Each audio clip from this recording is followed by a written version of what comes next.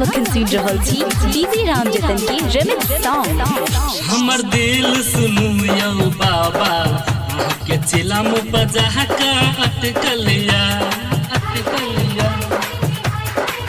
हमर दिल सुनू यौ बाबा के चिलम बजा के अटकलिया जब से देखली चिलम अहाँ के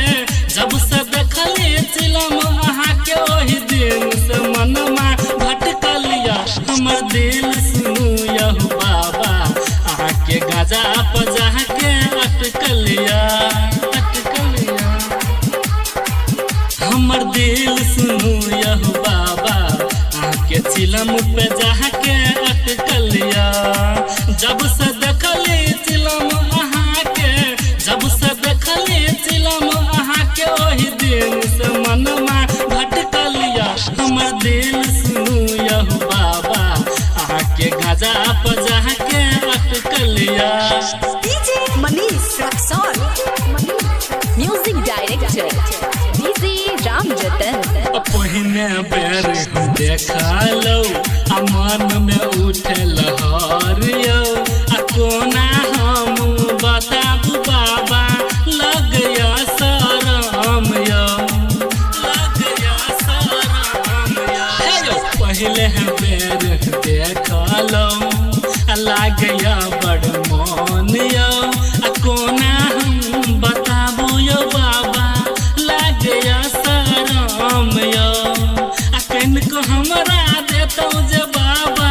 अखन को हमरा देतौ जे बाबा यो मन के सोच का थर कैया हमर मन सुनो यौ बाबा अहाँ के चिलम पे जाके अटकलिया हमर दिल सुनो यौ बाबा अहाँ के गाजा पे जाके अटकलिया।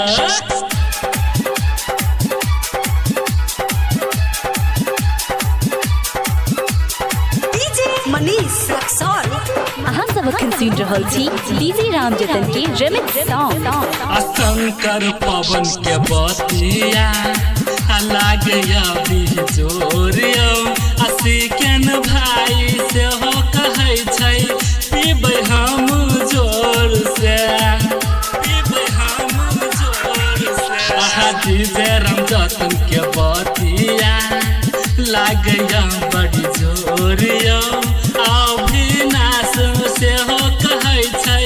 पीबै हम जोर से अखनी बाला आ जाय के से हो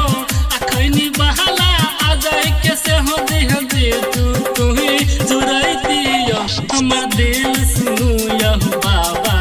अहाँ के गाजा पजा के अटकलिया हमर दिल सुनू यौ बाबा अहाँ के गाजा पजा